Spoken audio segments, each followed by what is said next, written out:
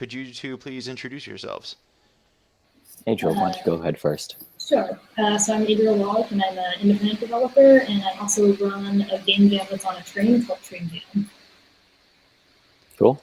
I'm Alexander Brzee. I've worked in game design for about 11 years now, 6.5 on World of Warcraft. Did raids, things like that. And then a couple of years at Riot Games, and now I'm creative director at a new studio in Los Angeles. Cool. Very nice. Yeah, so we are here with Final Fantasy 15. Because this game, I think the reaction to it isn't what I expected. I've seen a lot of people, developers and players alike, and fellow game journalists, kind of all talking about how it's just kind of something new and unexpected. So, we're going to be giving it a shot. We're going to start off with this opening scene, which starts off with not like your typical Final Fantasy stuff, but four young men, one of who's you, the player character, Noctis, having to push your car down a road because it's broken down, while Florence in the machine plays. Hopefully the audio is good enough to pick that up. We've been having some slight trouble with our settings today, but the subtitles will be on, so people will be able to see dialogue. So I'm going to get going. You really hyped this scene up. I'm very excited. Yeah. I'm so excited for this. This song's real good, though. Yeah. Yeah? Yeah. All right. Let me know if you need me to turn the volume up a bit at all. This is not where I thought we would be when I finished Final Fantasy X, all those years ago. I was like, oh man, I can't wait. So I'm holding down the attack button for reference right now, just for if anyone's curious about how they're making you push this car. Well, to me, this is actually very memory evoking, as I had to do exactly this about 2 weeks ago when I came back from the East Coast and my car had died. So me and two people had to push my car out of the storage lot so we could get it to the AAA. Yeah. Oh no. Yeah. Unfortunately, we didn't have anyone quite as strong as Gladio, so it took about 20 minutes to move it 30 feet.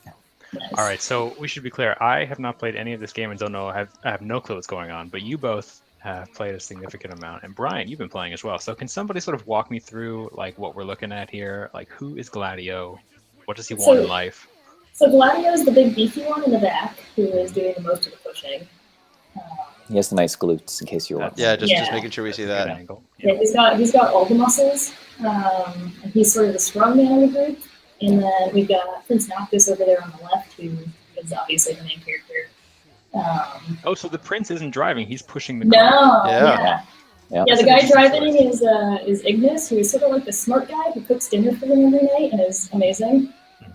And then on the right, we have, I think, what is my all-time favorite person right now is Prompto, who is just a silly boy, I guess, is the best way to describe his personality. Yeah.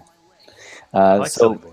Let's take a quick second to talk about the relationships real quick. Gladio is Prince Noctis's bodyguard, while Prompto is his best friend from childhood. Well, there's kind of a longer story there, but on and off from childhood.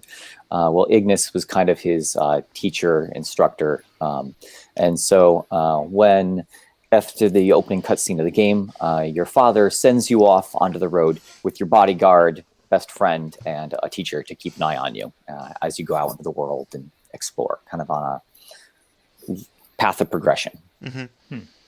Yeah, and a lot of that backstory of like who they are and why they're even friends or involved in each other's lives are from the little anime series that they released a few months ago, which I would definitely recommend if you want to get all sorts of fun backstory. Yep.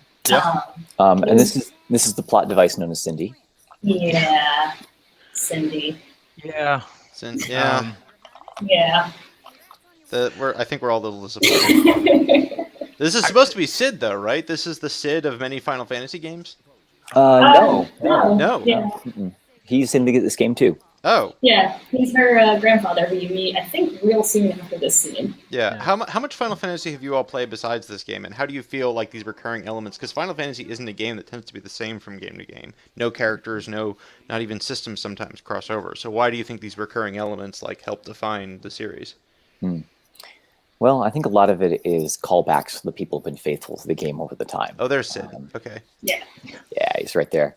And a A lot of it is also just kind of keeping a common weave through the powers and the experiences more so than the actual story itself, because Yeah. every tale is the final fantasy of that universe. Yeah. Yeah, I think that's a really good way to put it. I mean, and it's fun, like, as somebody who plays a lot of Final Fantasy, then being like, oh, who's going to be Biggs and Wedge in this game? And where's Sid going to be? And, who's going to be that character that I know?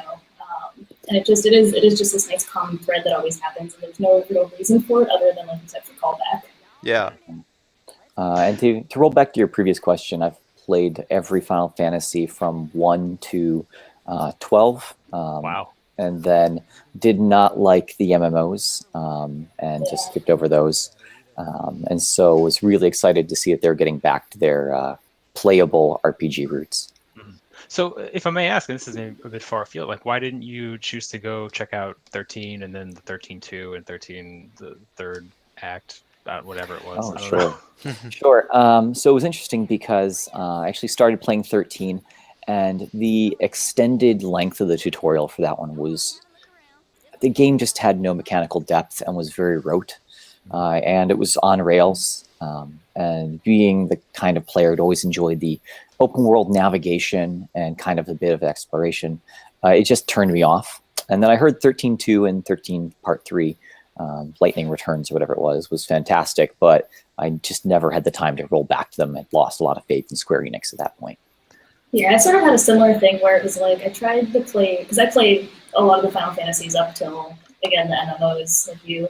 And I tried to play 12, and there was just something with the mechanics I couldn't really get into. And then since I felt burned by that, I just ignored 13. And then 15 got me excited enough that I was like, okay, they're redeeming themselves. I'm going to play it. And they pretty much totally redeemed themselves, I think, now. So how do you both feel about the way 15 introduces players and sort of tutorializes them? Because I haven't seen, hide nor hair of it, but I'm super curious to know how it stacks up to 13 and other games in terms of like length and I guess hand-holdiness. Real quick, before you answer, I just want to do two things. One, shout out to Pat and Pitt, as always, for auto-hosting us. And then two, just a reminder for people in the chat, we've got a few viewers coming in. You are going to be able to ask questions in the chat, and we will ask them for our guests. So I can see NMPTH and Zelnath showing up, so we'll feel free to ask some questions, and we'll bring them up. And then you can go ahead and answer Alex's question. Sorry. That's quite all right. Sure. So I was actually kind of impressed that this was one of the less tutorialized games. One of the struggles with Final Fantasy games is that because they spend so much effort trying to teach you all of the things, that you don't get to kind of experience the game. And this one kind of more hot drops you into the world if you choose not to go through the tutorial, which was great. Nice. Yeah, and the interesting thing, though, is even though it isn't very hand-holdy, other than like the very direct skippable tutorial before you start the game, it is very accessible, it feels like, to people who haven't played a Final Fantasy before. And obviously I'm probably not the best indicator of that because I've played a lot of them, but it seemed like it would be accessible for people to play, even if they had no idea what any Final Fantasy had ever done before, ever. Yeah, so to give... Oh, would you like to continue? No, that was a trailing off on. Great. To give the summary of gameplay for pretty much every Final Fantasy prior to this is turn-based, hold A to win, consume potions afterwards until you get spells, at which point you match the right color of spell against the opposite color of the enemy and win. And then occasionally you have summons later on in some of the later games. That really is most of the strategic depth, with the exception of some special powers, limit break, so on. And so this game was actually the first one to have actual combat, right? This was the first time to have where animation reading was important, where in addition to the real-time, block now, the other things you're going to see very shortly, they actually had positional mechanics be very important, where your character stands and when you choose to attack actually can define the entire success-failure case for a battle. Nice. I have some good news. We are about to be joined by another developer, I think, Teddy Diefenbach, who I think with you, Adriel, has put on the Square Bowl, right? Yep. For a couple of years now. Yeah, so Square Bowl, I guess just to explain what that is me and Teddy for the last, it's only been 2 years now, we're about to do the third year of it. on the weekend of the Super Bowl is we take a Final Fantasy game and we stream it start to finish without stopping. Oh my God. Yeah, and so the first year we did 7, last year we did 8. We haven't quite announced what game we're doing next year for the next Square Bowl, but yeah, and we started doing it for charity last year, so we did it with, in partnership with Able Gamers, and it raised, I think, about $11,000 by the end of it. Nice. Yeah, and so that's a thing me and Teddy have been doing for the last few years. So, hello, Teddy. Hi, Teddy. Hey, Teddy. I was just explaining Square Bowl to everybody. Oh, awesome. Yeah, so everyone watching, this is Teddy Diefenbach. I believe he is now creative director at Square Enix Montreal. I got that right? That's right. Nice. Welcome. We're hanging out with some cute boys in a car, and we're just goofing around. Mm, That's mostly what I've been doing this week. yeah. So what do you think of this game so far? Oh man. Well, what has already been said? Adriel just finished it, right? Yeah, I finished the story last night at like 10 p.m. Mm. It's a good emotional time to finish the story. Try, Yeah, it was super good. It made me cry, but I mean, Final Fantasies tend to make me cry anyway. So for spoiler protection, Yeah. I'm just about to cross over the ocean. Okay. I won't speak of anything after you leave Cayenne. Thank you. Yeah, I'm super far.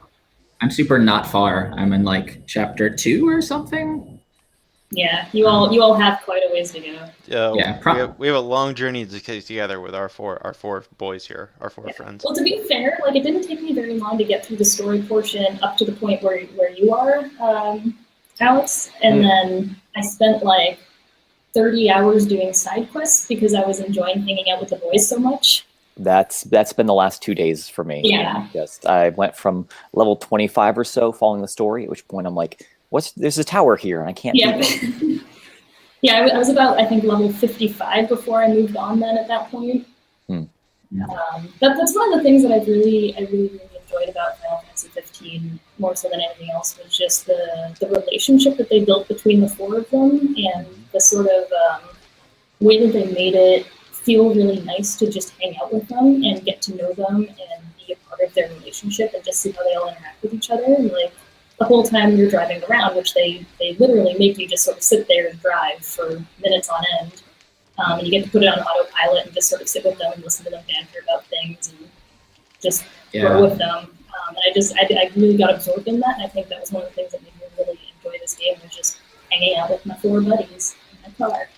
Yeah, and one of the things that this game does emphasize is downtime and making the downtime experience enjoyable. Yeah. And I think Yeah. the Go ahead. recognition of the importance of downtime is kind of underdone in the industry. For example, I'm going to give a light example in World of Warcraft. World of Warcraft, sure, it's a game, but really it's a chat room with a game on top of it, right?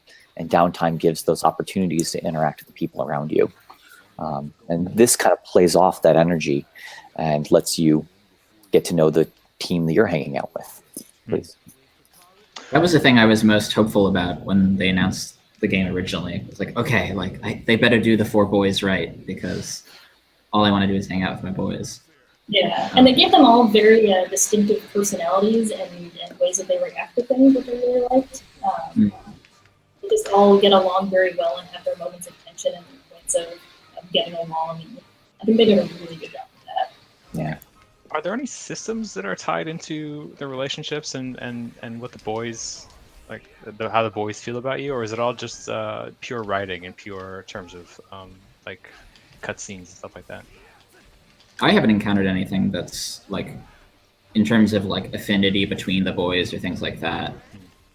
I think that's really interesting. 'Cause, There's go ahead, please. No, that's okay. There's one little thing, but it's minor. Yeah. And it's that so each one of them has a hobby that they enjoy. For Prompto, it's photography. For Gladio, it's kind of walking and exploring. For Ignis, it's crafting through food. And for the main character, it's fishing. And as you engage in that character's favorite hobby, you raise the maximum level at which they can skill up their combo ability. So in this game, there's a mechanic where you can press the L1 key. And once you've built up enough kind of the in-battle limit break, give an instruction to your teammates, right? So they combo move with you or set something up in battle. And the more times you use it, the more times it's leveled up, and the max level you can level that up is based upon how much you've let that character engage in their hobby over the course of the game. Yeah, I think it's really interesting. When I think about an RPG out of Japan that has very interesting, compelling characters that people talk about on Twitter and draw fan art of, I don't think of Final Fantasy right away. I actually think of Persona and the way they sort of like have links between characters, and they play that out in terms of like game systems very clearly. And the fact that here there's very little of that is striking to me and somewhat surprising, given how enthusiastic so many people on Twitter seem about their boys, about the car, about the ride. What was striking to me so far as a relatively new player is how undermined a lot of the traditional focus is in a Final Fantasy game. Like, so much of the combat, at least early in the game for me, is optional because it surrounds this whole idea of hunting. That, like, usually the setup in a Final Fantasy game is like, okay, there's this main plot, and then also because of evil, there are monsters all around the world, and you're just going to fight them all the time. Sure. And that's still kind of the case here, but it's made to be much more avoidable unless you actively engage in hunting as a practice, which is interesting because it's like contextualizing something that we've always known to be true. Just like, I'm fighting these wolves. Why am I doing this? This is not plot relevant. And so that, like, what you would call the core mechanic of an RPG is almost explicitly put on a shelf as like, no, this is just one of a suite of things that you do. Like, we're going to present this to you in the same way we present chocobo riding, in the same way we present photography. Do you feel like you have to engage with that system to make the characters viable, like later in the game? Because that seems strange to me. Like, typically in a Final Fantasy game or in any of what you might consider a JRPG, like you have to go through those combat encounters to gain power to then continue to play. Yeah. Well, there's some story missions and everything that you go on where you have to combat. You're in a dungeon and you have to fight the last thing that's there. Or it's hard to get through a corridor to surpass the enemies, so it's just easier to fight them anyways. For me, I just found that through the side quests and the various things that I do for those, there's specific things you have to fight and things that you have to do that I was just like, okay, this makes sense. I have to kill this thing to protect this chocobo. And I like chocobos better than the scary monsters, so sorry. Yeah, well, I mean, come on. Have you seen the chocobos? You can customize the colors of the chocobos. In Chocobo cronyism. I haven't figured out how to actually do it. I have all the seeds, but I haven't been able to feed it. So to get, you only have the regular chocobo colors? They're all yellow, but I have colored seeds that I can feed to them, but I don't know how to feed them. So if you go to Wiz's place with the chocobos, and there you can find the little stable that's full of all the chocobos that you can take a picture in front of. Mm-hmm. There's a lady standing to the right, and that's where you can pick the different colors that you have available to you now. And then you can also, if you do any races, you win medals, and you can put medals on the front of your chocobo. Oh, okay. Because I've done all of those activities, I didn't know how to customize them. Because when I talked to Girl, she just had one item. Yeah. She's just standing right at the right of that, and then you can change the colors. I made this wide array of. I gave everybody different bright colors, so I just have this monstrosity of bright chocobos running around with all my friends. Oh, that sounds amazing. Classic Adriel color scheme. Yep, nothing matches and everything is too bright. Adriel has the color schemes of a programmer. I'd like to call attention to one great game design decision that they made, if you have may. And that's that money is fairly scarce unless, in fact, you don't earn money unless you engage in the hunting activities with a couple of core quests here and there. And that's a great decision because it means that you don't just earn cash for playing, but for actually actively engaging in combat type things that you don't normally have to do. So as you play through the game, if you're playing really skillfully, you don't need to go do those extra quests. You can kind of skill through it.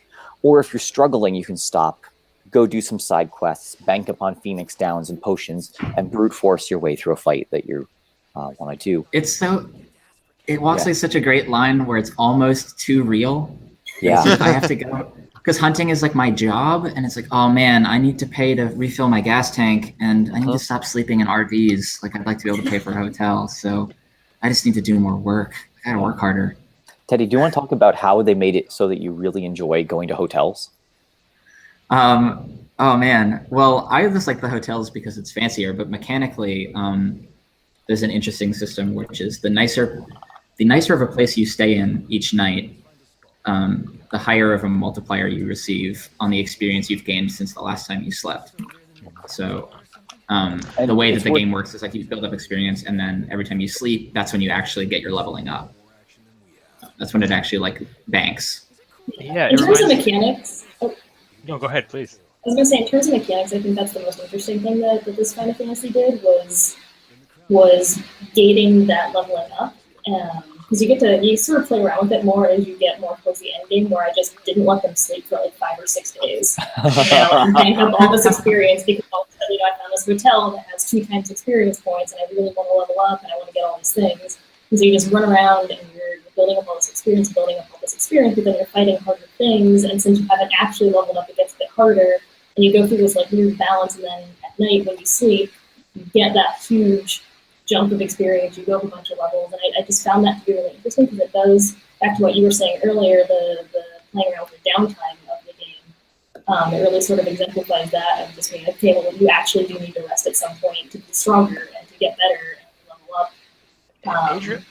Adria, are you kind of a hard driver? Because I know you travel a lot. Like, do you always push through and just try to get to the next stop? Sometimes. I love. Oh, can I geek out about the driving system? Absolutely. Go for it. The fact, so you can drive the car, but you don't have to, right? And then you can put it in autopilot. And this is another thing where it seems like the game is just very aware of the context of your life. You know, that's a thing that like you think about a lot if you're making a game for something like mobile, is you think, what is the context in which my player is going to play this? What are they going to be doing? Like, oh, people talk about, is someone going to be able to play this on a noisy bus, right? But that's not usually the case for console. Usually the assumption is like, my audience is captive. They're going to be in a dark room watching the TV. Everything's perfect. But the auto driving system in Final Fantasy 15 feels like it's accounting for the fact that like I've been playing this game for about 20 minutes and I kind of want to check my Twitter. And so the game gives me time. Yeah, or go to the bathroom. So it's like, all right, cool. Yeah. It tells you the car is going to be driving for the next 4.5 minutes. Like, do a tweet. Like, I've been doing like a lot of AMAs on my Twitter while Ignis is driving me around at night because I'm just like, hey, Ignis is driving. What's going on? Yeah. But you don't find that frustrating. You enjoy, like, as long as the game informs you that you're going to have to sit here and wait, and it makes some sense, like some narrative sense, then it's something that's a nice break, right? Rather than a frustrating. Because I remember like when World of Warcraft came out, like God knows, like what, 10 years ago, 12 years ago, and there was the idea in this MMORPG that you would have to sit on a transit object, whether it's a griffin or whatever, and physically wait a minute to fly across the map. A lot of people were frustrated by that. And here you say it's much different. That's just me. It's like my ADD lifestyle. But I mean, I think the important thing is that it teaches you that very quickly, and it's an expected part of the pace. Yeah. I mean, I love just having to sit there and watch them drive around and stuff, because again, it made me feel just like I was on this trip with them, and I was getting to know them more, and watching them interact with each other as you're driving around felt very special to me. And I mean, it does give you the option to skip it if you don't want to do it anymore. You can fast travel to places you've been to before, and I never did that. I maybe did it like once or twice by accident because I'm used to always confirming things on video game screens. But so you can skip it if people don't like it, but I thought it really added to sort of the feel of the story. Yeah, and it's worth mentioning that it consumes a little bit of that finite resource that is gold in the game, right? There's only so much gold to get unless you're willing to really grind out some really boring stuff. Yeah. So it's kind of meaningful if you're going to just skip around all the time. Yeah. Well, yeah, I just unlocked, like, the first skills I bought were the ones that get me AP and experience just for riding in the car. Yeah. You guys It's made like- a better decision than I did. I picked, let's just say something that I never do. Aw. Well, I sought advice first. I was like, I have no idea what to upgrade. There's so many systems and they all feel equal, which again is what I think is cool, is that they're kind of realizing, combat is a core part of this Final Fantasy JRPG experience. We're not going to get rid of it, but we're going to balance it more equally in terms of the attention it gets. And I did try to pay attention to the driving the first time I did it. Like, I was moving the camera around and I was switching the channels on the radio and like trying to create a good experience for myself. And then I realized that I felt like more of the point was to chill out, like Adriel was saying. Just fucking relax. It's funny because that feels very much like being on a long road trip to begin with, where you're like, oh man, I have to look out the window and look at things. Everything is great and wonderful. And look at how pretty the outside world is. And then like 10 hours into a long road trip, you go, okay, what's going on my phone? I don't need to look outside anymore. And all that. I really like that feeling kind of got evoked that way through this having to sit there and feeling like you needed to look around. Mm-hmm. And then plus you have Prompto taking photos all the time, which is what we're going through here.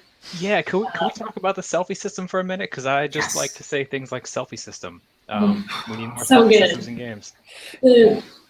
I feel like I've been talking a lot, but I'm going to talk about the photos real quick. The photos are my favorite part of this game because it's just because as we were talking about earlier, with the skills that level up all the time, Prompto's skill is taking pictures. And so as you level up his picture taking skills, he takes pictures of different things. So he'll do more selfies, or he'll take more pictures of other people, or he gets different filters.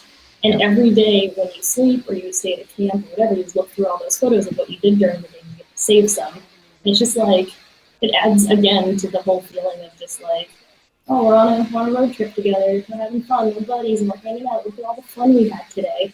Mm-hmm. I had like a little side dialogue with Ignis the other day where Prompto pulls me aside and he's like, hey man, what do you want to see me take more pictures of? And he like had me pick one of the boys that I wanted to take more pics with. And then I picked Ignis because Ignis wasn't getting any love. And then in my next like review of the photos that he'd taken that day, I think it was like somebody commented and it's like, oh, this is the first pic we've been in together. And it's like, oh. Yeah, it's really fun to hear them comment on it because they will contextually say things that are happening in the photos. They'll be like, oh, look at your chocobo, or things like that, where it's like, oh, we haven't taken a photo together before. Oh man, you look real funny, Prompto. Mm-hmm. I really appreciate the work they did on the system to make it smart because it's not just like random screenshots. There's definitely photos where it's 50% a photo that the developers staged that didn't actually happen, and 50% like they're tracking what time of day it was when you were in a certain location and making sure that it matches your experience. Yeah. And you get some real bad photos sometimes too, just like weird close-ups of like Prompto's thumb. And, like I had one the other day that was just the sky. Chris Does Prompto, does he get his own finger in his frame? Just the car seat. Like he left the camera on the car seat and it took a picture of the car seat with his hand moving away. Nice. But that feels so authentic, doesn't it? Like I take a lot of photos. Yeah. And even when you go and actually try and craft a good photo, you can put a lot of interesting like as much craft as you can put into a game as you can put into a photo and still mess it up. Like and here, good Prompto, like the good boy he is just trying to do his best and messes up sometimes. Yeah, it's good. They definitely overplay the bashing on Prompto up at the front of the game. It kind of gets a little old. But one of the cool things is actually as you fill out the skill tree for Prompto, they actually start building up that relationship and growing respect for him. It's just kind of really impressive that they added that little detail into the game. And again, tiny things are really what players hook onto. Look at all these things we're talking about. They're small moments. They're little moments of reaction. We haven't even talked about the spell system, combat, boss fights, the main plot of the game at all. We are literally just talking about the little details they threw in this game to bring it to life. Yeah, I think that's really striking. When I was younger and there was a lot more fervor around Final Fantasy games in the West, and there was also like they were released more often. It seemed like typically people would celebrate the deep combat systems and the huge overarching narratives and these incredible like vistas and graphics. Every positive thing I see said about this game is about the boys, their car, their phone, or the food they eat. Like it's all about the minutia of their daily life. And I wonder, like, why do you guys think that stuff is so much more interesting and appealing and exciting to talk about than the leveling system or the story or anything else? I have a very highfalutin opinion about this. Hit it. Sweet. Which is that I think about RPGs a lot and JRPGs a lot and Final Fantasy a lot, which is one of the reasons that Adriel and I bonded together through Squareball. But that is the thing about RPGs, right? Is that like back in the early days of role-playing games, the reason that it is defined as an RPG, as a role-playing game, is it was like these were games that were structured in such a way as you could focus on these characters. And like the other games at the time weren't able to do that as much. And then over the last couple decades, more and more games took those, like you hear all the time game developers when they pitch their games saying we're putting RPG elements into our game. Right. Like you could call so many things a hybrid RPG. You know, there's action RPGs and all these other things. And so I feel like that's a way that some of the industry, especially in Japan, of like role-playing games, kind of lost its way over time. Is that all these other games added the actual role-playing to their genres, and that all that the JRPG had left was its combat. It's like, oh, that's what this genre is about. It's about turn-based battles. But really, and I think this is a return to form, Final Fantasy 15 is saying like, no, dude, like we invented this. Like we invented this is about your characters, this is about your party. And so let's pull back, let's put more attention on that so that when people are live streaming it, more of what they're talking about is the role playing and less the combat. Teddy, I do have one quick question, because just while we're on the subject of old RPGs, I think it's interesting. We were just streaming Tyranny last week, and what I've been thinking about in relation to the Tyranny, which is a kind of a traditional, what I would call a CRPG. Am I not meant to be up here? I'm not meant to be up here. And versus the Final Fantasy series, is I saw someone point out, I forget if it was in an article or in a tweet a little while ago, about the fact that when these games were first being developed, computer CRPG developers, like what would have been Black Isle back in the day, had more memory to work with on computers to store stats and like to log what essentially players have been doing, which is how you get games like Fallout, which can twist and turn in different directions, versus JRPGs, games coming out for the Famicom and for early consoles, didn't have the ability to do that, so they pivoted towards finding other ways to incorporate role playing. How do you feel about the way hardware affects game development like that? And now that we're in 2016, where there's so many choices for hardware, how do you feel about how developers have responded and kind of built on the tradition of RPG developers? Oh my God. Sorry, big question, I know. No pressure. That was a very prepared question. You were like, it was. I'm going to make this guy sweat a little bit on this. No, I mean, I'm a master of manipulating questions. I can just change the question to whatever I want to talk about. He can do that. That's how interviews work. Man, how does technology? Yeah, boil that down for me into a. Yeah, sorry. How do you feel like this is a game, released on PS4 and PS4? How do you feel technology is still driving developers to like shift how they make their games in the space of RPG design, especially JRPG design? Can I take a stab at that? Oh, go ahead. Yeah, I'll say one thing. This is just like a total 101 response, but especially having spent a lot of time in indie games, like my sensibility and a lot of the sensibility of developers in that space, like some people are very tech forward and tech progressive. I'm not. Like, we just shipped Hyper Light Drifter with Heart Machine, and like I coded half that game, and I don't know anything about graphics cards. I don't care. Like, I just super don't want to know. Super don't want to learn about it. And so I tend.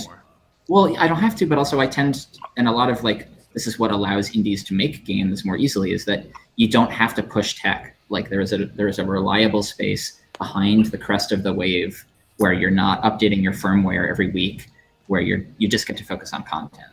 And the AAA industry, has struggled against the inverse of that, which is that like if you're going to make money, if you're going to be talked about, you have to be pushing polys, you have to be like pushing the technology.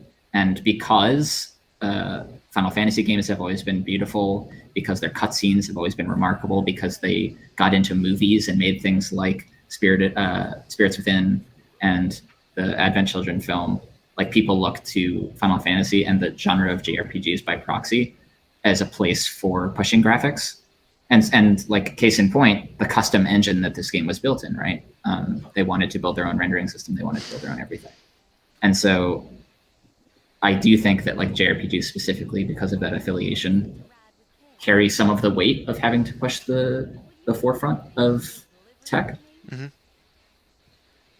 Fair. All right. That was actually what I was kind of. Yeah, no, I was interested if you would have a response like that. Alexander, you wanted to weigh in? Sure. I just want to say that I actually think it's death by having too much rope, right? The power of computers tends to draw people into thinking they utilize all of it. When often, like, look at this game. look at like Final Fantasy VI, and right, often some of the most appealing memories about the games are the fact that they stylize them and they craft a specific experience that's going to hold up the next time you come back and play it. Final Fantasy VII, for all of the enjoyable bits that it had, didn't hold up as well because they didn't quite get that same sense of style that's going to last. Yeah, And Chrono Trigger pushing tech there, right? Like there was a lot of Mode 7 in Final Fantasy VI. yeah. Yeah, I was gonna say, go ahead, sorry. But the thing that you remember isn't that Mode 7. You don't go back to that and say, oh, that was the part I liked. You remember instead, right, the hand-drawn characters and the environments they existed within. Mhm. And I think that, like you said, right, the indie development is succeeding in finding new and interesting things because they aren't trying to be the cutting edge of coolest tech all the time. And so they're taking a good idea, executing it well, and finding one or two things that they're just going to really handle the execution of really, really well.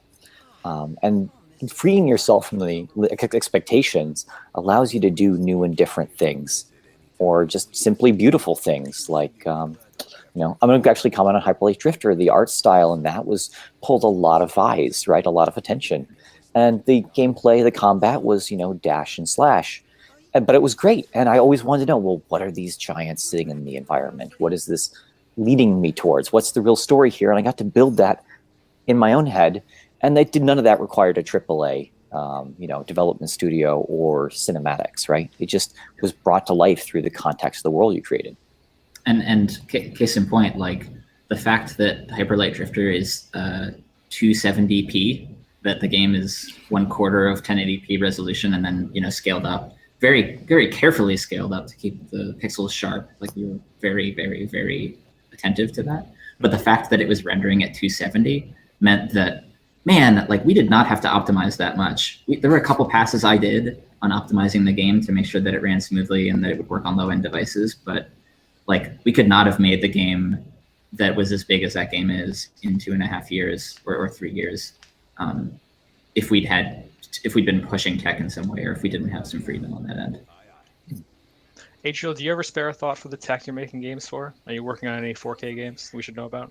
No, I'm mostly working on mobile games right now, but very, very low mobile games. So I've never really thought about the tech behind the games I've been working on right now. One thing I will say in terms of higher tech and Final Fantasy 15 specifically is, so when you go to a camp and you spend the night at a camp, Ignis will make you food, and that food is rendered so beautifully. It's just like, there have been times I was in here and, maybe missed dinner because I'm playing Final Fantasy 15, and then Ignis cooks dinner and they bring it out and they put it on this like beautiful display, and then it's so nicely rendered, and I'm like, man. Okay, that is a really good point, and like, yeah. I want to caveat what I was saying by saying that like I am by no means hating on AAA, and actually things like that, and specifically Brendan Chung, Blendo Games, like taught me to fall back in love with the tech pushing AAA front, and like to be fascinated by that. Like I spent like half an hour in Uncharted 4 just like doing wheelies or doing donuts in the mud in my Jeep. So it's just like, or using the winch system with like rope physics, just being like, I couldn't do this. Like that was someone's job for 2 years, and I know this for a fact. Like that was someone's job for 2 years, was like making the winch system in Uncharted 4 and making the cable work right and have physics, and like, someone's job was toast rendering, and I'm glad that it was. Yeah, like God bless all the artists that do like the fake product designs, like whether it's in Blendo's games or like in Dishonored 2, if you're crawling around, like you can spend hours just like picking up cans and books and looking at all the different, it's amazing. Yeah. Well, I just mean specifically playing AAA games with Brendan Chung, because his games, like you can see some of the love in his games, but like when he plays a AAA game, he just wants to like, he's paying attention to nothing that you're supposed to be paying attention to. All right, we should get him on here then, because I want to do wheelies with Brendan Chung. It sounds fun. Nice. We'll grab a racing game with him. Yeah. You should go find a camp and make some food just so that people can see how beautiful we did earlier. We weren't on that. Again. So I'm gonna have to, sorry to interrupt again. I have to run because it is our holiday party here at Square Enix Montreal tonight, and I have to go be with my babies. I gotta go be with my team. Oh man, have fun. Yeah. And Thanks for happy joining Thank you so much for having me. Sorry for interrupting like 1,000 times. Hi, Adriel.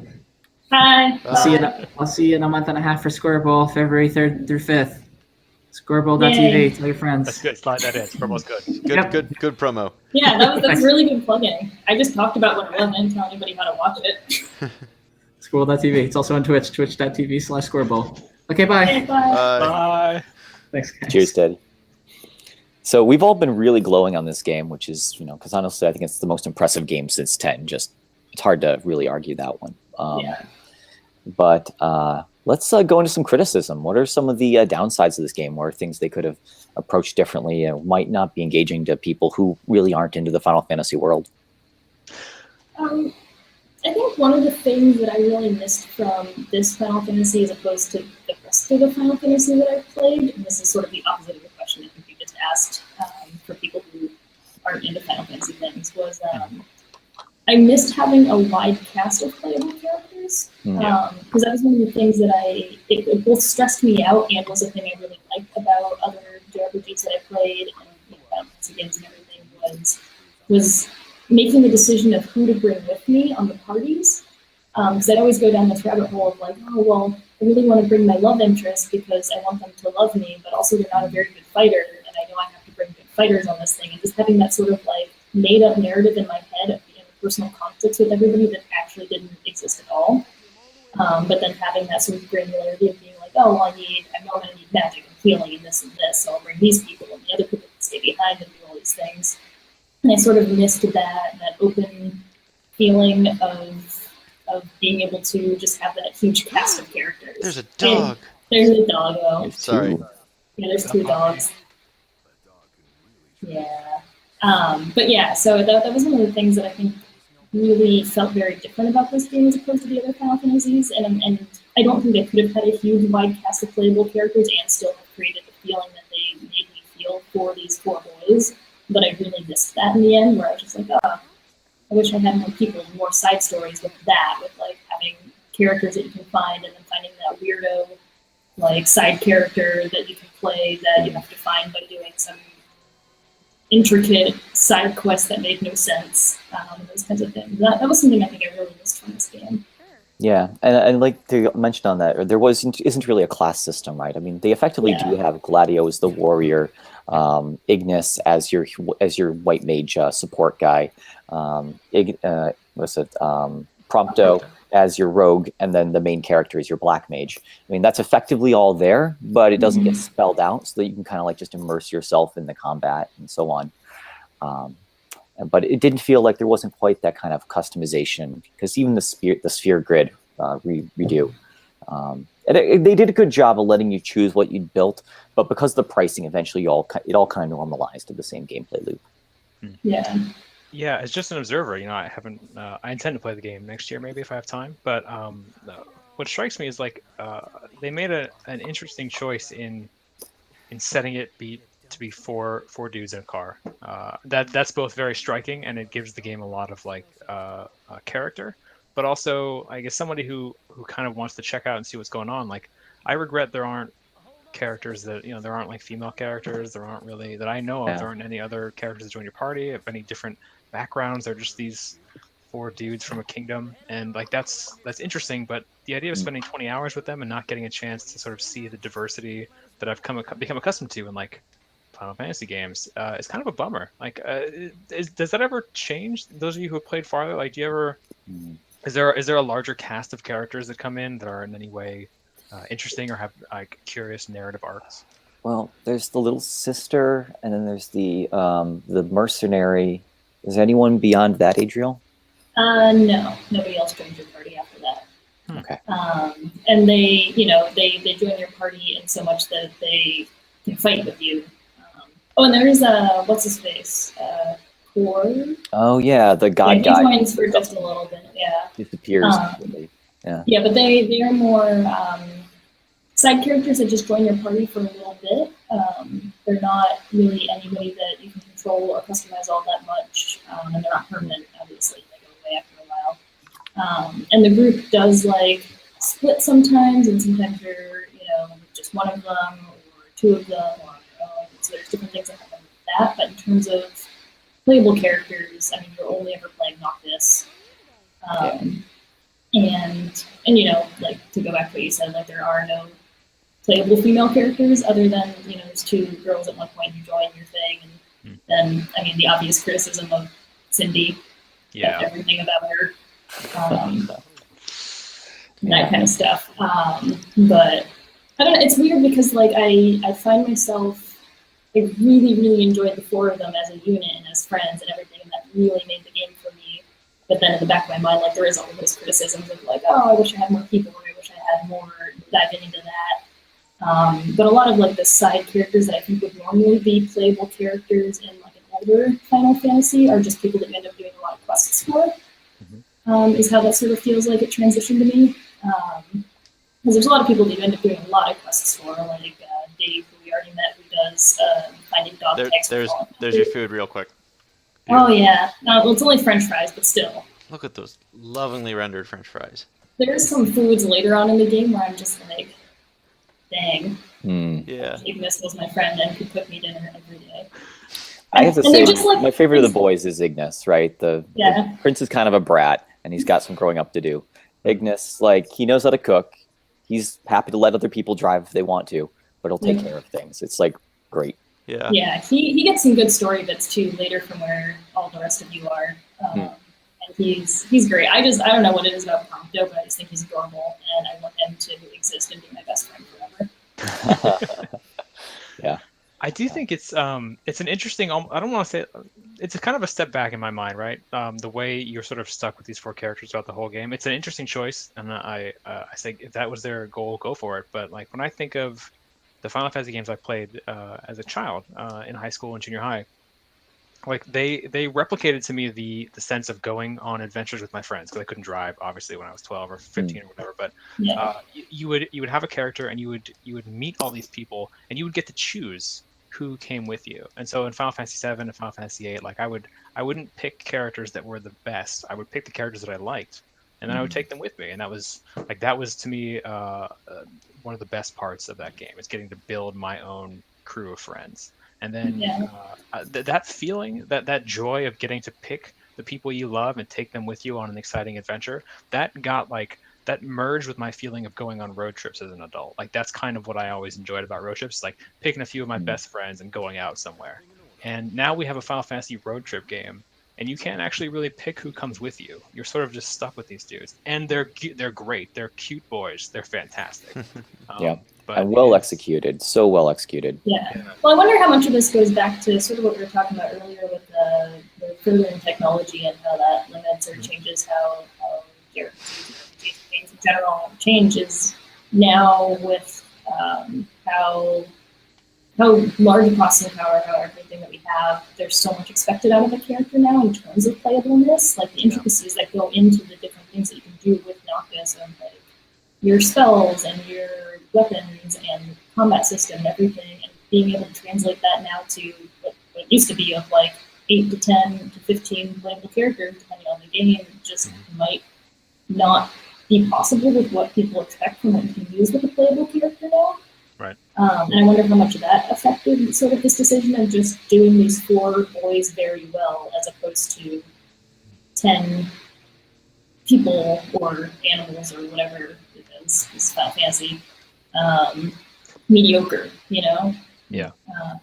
Yeah, and it's definitely a conscious choice you have to make at the beginning. And I'm glad they made this choice, because they really needed to deliver on a quality of, hey, we can tell some stories and make you relate to things. Because it's been a while since you made a really good connection with a character from Square Enix, you know?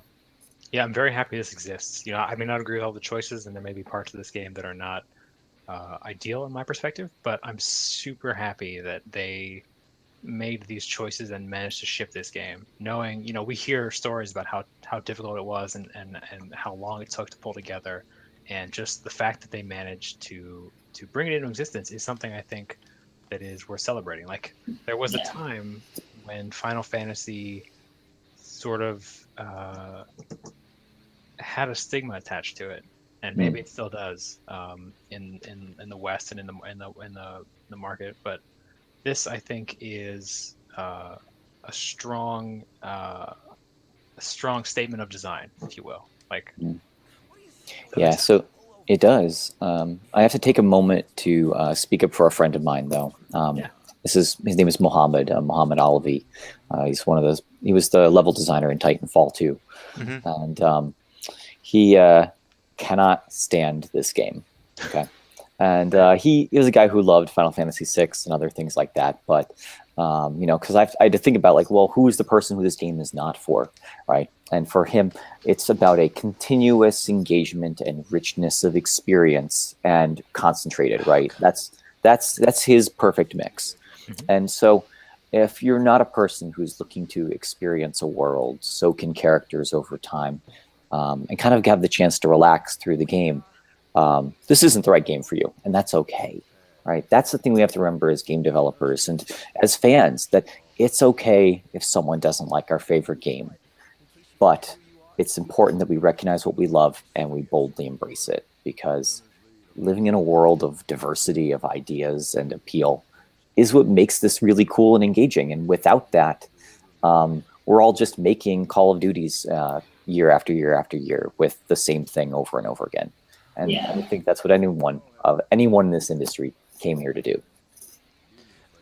Before we go, we're running out of time. Technically, we only have a few more minutes, but I'll let this last question ride us into the sunset.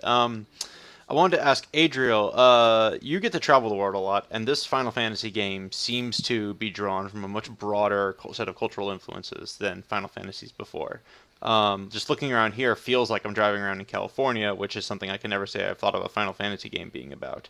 How do you feel kind of about like, playing this game and as someone who gets to go around the world, about how the game benefits or suffers from that broader identity? It's interesting because I didn't feel like this Final Fantasy felt like it was in like some super different place than the rest of them. Mhm. Like it felt very much like if I had to pinpoint a place in the world that this game was existing, it would be like in the middle of nowhere, Texas, where you're just sort of driving around a bunch of these small little areas and with like little tiny diners and people with really weirdly heavy Southern accents and stuff like that. So I don't know. I don't think it really affected it all that much. It actually, until you mentioned it, never crossed my mind to really think about that this felt like it might be in a different place than the rest of them. Because it feels more of a real place as opposed to a fantasy place, even though there's demons and chocobos and stuff rolling around. Thinking back to like Final Fantasy IX, it felt very much like a fantasy world where there's all these different things going on, whereas here, like I said, just sort of feels like we're in Texas. Mhm. So I don't know. I don't know how to answer that question, I guess is where I'm getting at here. Okay. Good answer. Yeah, I Yeah. don't feel like it quite maps up. There isn't a lot of multiculturalism. Yeah. There is the nice note that what's the city with the power reactor? Do you remember the name? Oh, Oh, Midgard. yeah. Lasalem? Lasalem, yeah. And so in I'm Lasalem, really bad with names. yeah, I really dug the theme. So they have in that city, the women go to work and the men take care of the kids, and they actively talk about that as Yeah. something like, because it's very different from the world the boys come from. And so you'll be overhearing conversations where one of the guys is like, "So do you ever feel insecure that your wife is doing so well?" And and there's just like little moments like that that are just Yeah. kind of funny and remind you that reality is different, right? I was in Stockholm this was it past March, and Yeah. while I was there, it's a very different culture, right? For one thing, the girls tend to be more, they tend to approach you and come up and have conversations with you, which happens less in Western, specifically in the United States. And it's really interesting, right, to realize that there are different dynamics around this planet. And they don't get as much into the social dynamics as they do the kind of this core American experience, because that's very much what the game felt like to me. Yeah, and a lot of those sort of like side stories come out from just sort of listening in on what the people hanging around the town are saying, like you were saying with Stellum. Like there's just little tiny conversations that'll happen where you're like, oh, okay, I didn't realize all the women go to work, but this person said that thing, and that makes sense now. Yeah, and there's not. It's weird because like all of Lucius, which is the main place where you spend all of your Games is this area called Lucius, and then you head over to a place called Titia later.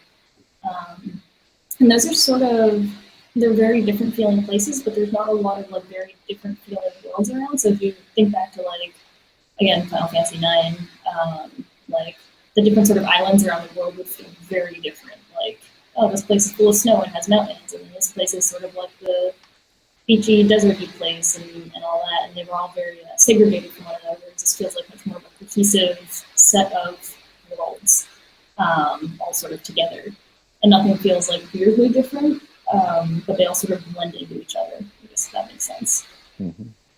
And I want to take a moment to comment on one thing, which is that I actually am okay with Cindy existing as a character. The twist on it, though, that I feel is that if you're going to create a sexy character and you want it to be showy, that's fine. Characters should be able to do that. The issue is that they didn't have the character embracing it at any point. It was just kind of like she was into cars and that was her thing. And I was like, cool, that's great. But it wasn't like, oh yeah, and I also like living this way. Yeah. And if that had been there, then you're like, all right, all in. Cool, that's who you are and you're embracing it. No wonder Prompto is madly in love with you. Yeah. Well, there's this fine line that I have a hard time explaining what I mean by it, but the difference between like realistic fantasy and unrealistic fantasy. So like my best example of this is the King Kong movie that came out in like 2006. You know, it's full of, you know, King Kong and dinosaurs and an island full of like prehistoric animals, and we can believe that, and that's fine, and that's the sort of realistic fantasy of it. But then most of that film is spent by people running through the woods that have been uninhabited by people in bare feet. And that is the sort of unrealistic fantasy part of it that takes me out of the moment. And I feel Cindy sort of does that as well, where it's like, you know, I can take this sort of overly sexualized RPG character, but she's a mechanic and she is wearing very little clothes, and that is very dangerous. Yeah. And like that's the sort of unrealistic part of me, and that's the part that really bothers me. Like I'm cool with sexy characters, I'm cool with, you know, if you want to put people in your game wearing little to nothing, but like that's very dangerous work. Like she should have burns all over her body. Yeah. Or throw on overalls when she's under your car. Like that would be like cool, great, cool. Yeah. But she lives this way and she works this other way. Great. Yeah, and it's one of those things that feels so dissonant with the rest of the game because there are a lot of little intricacies in the game that make it feel like this really realistic fantasy world and all these things. And you know, as we were talking before about the interactions between everybody and just the small details that make it great. And then there's a mechanic that wears no clothes. Yeah. And let her wash her windshield. That's great. Like I love that. Like do those things. Yeah. Make the whole rest of it cohesive. Yeah. That's my sort of conclusion on that kind of stuff. It's just that unrealistic versus realistic fantasy. Yeah, the way I always talk about it is like it's a question of acting versus being, which is like an actor on a stage or on a screen, like they are dressed up a certain way for the viewer and not for themselves. But like in real life, people, you know, men and women do dress and show off skin all the time. Like I have a very deep V right now just by poor choice of shirt, and like that is because it's comfortable for me and I chose to, and like you know, I would not wear this if I was working on a car. And so it's like the idea that a character would wear something that's totally inappropriate reminds you that they're not there as a human being, as a character. They're there for you. They're there for the player. And it's the loss of agency is what it comes down to. Though I do want to mention one thing on the outfits. They actually have a line where you're playing through the desert where one of the characters complains it's too hot. I think it's Noctis or Prompto. And Gladio turns to you. He's like, "Well, take your jacket off," and that's an option, and it will make that dialogue bit go away. Yeah. Nice. And it's actually a viable strategic choice. Taking your jacket off makes you less tanky and hit harder. Right? Yeah. It actually changes your stats, like using different outfits. Yeah, and like that is the perfect counterpoint to what we just discussed. Yeah, totally. Definitely, I think we can agree. Like one of the triumphs of this game's design are the small details. Yeah. Yep. All right, I think we're good. Brian, how you feeling? A burger or something? What's going on in there? I thought I was doing this side quest, but I accidentally did a side quest. So I'm just. Yeah. Welcome to Final Fantasy 15. There you go. You summed it up in one sentence. Yeah. So I think it is time to wrap up. This was a really great chat. I love getting to talk about like not just games that people worked on, but other games and sort of the design choices that are visible on the surface and can only make us wonder about what lies beneath. Look for the dog too. That's a good note to end on. Let's go look for some dogs, guys. Yeah, I'm Brian Francis, contributing editor to Gamasutra. Thank you all so much for tuning in today for this really unique, really cool game. And thanks to our guests. Thank you, Adriel and Alexander, for joining us, and thank you, Teddy, wherever you may be with your holiday party. Yeah, I gotta say, given Teddy's exit and the fact that you all managed to join us so that we're split across 3 different time zones, I think you guys deserve a shout out. Is there anything you wanna mention for the viewers or for the later view? Anything you're working on? Any projects? A Twitter handle somewhere people can find you? Adriel, why don't you go first? So I guess I'm on the internet. I'm on Twitter as Miss Minotaur. If anybody wants to find me, I think Gamasutra tweeted my Twitter out there somewhere. My big thing is Train Jam, Game Jam on a Train, trainjam.com. All the tickets are already sold out for next year, so you can't be on it for next year, but the next year you could be on it. I actually rented an entire train from Amtrak next year, so that's something. Yeah, and I think anyone that comes to GDC next year, I think you'll have a chance to check out what they create during the train jam. Yeah, we have a booth space at GDC and the interactive spaces up on the 3rd floor of Moscone West, so I'll have every game that anybody submitted to me at Train Jam up there, which last year was like 70-something games, and we had about twice as many people almost, so a lot of games. Other than that, as Teddy already pitched, Square Bowl is a thing that we do where we stream Final Fantasy game for a weekend without sleeping for charity, and we do that on the weekend of the Super Bowl. So whatever dates those are is when Square Bowl is next. Nice. Yeah, so for me, I just want to say, first off, what? Nothing. I said, Alex, you're up. Go for it. Oh, I thought you said my mic was muted. Appreciate it. So first off, I appreciate coming here. I love sharing my opinions on new games and things that are coming out. I have a website, zelmath.com, where there's free lessons for people who want to learn how to become game designers and learn about the in-depth parts of game development, told through kind of a storytelling format from my first days at Blizzard. Love people who might be interested to join that. And if they have any specific questions about anything I've done or worked on, at Zelmath on Twitter. I'm sure I'll be back in touch with Beeps when our next title is ready to go. So. Sweet. Well, thank you all so much. That was, be sure to subscribe to this channel as well. Subscribe to this Twitch channel for more developer interviews and gameplay commentary. Right now, we're here every Wednesday and Friday, and we're hoping to add some more interviews with upcoming GDC speakers in the near future. And thank you all for joining us in the audience. Have a nice day. Cheers. Bye, guys. Bye. Nice to meet you. Bye.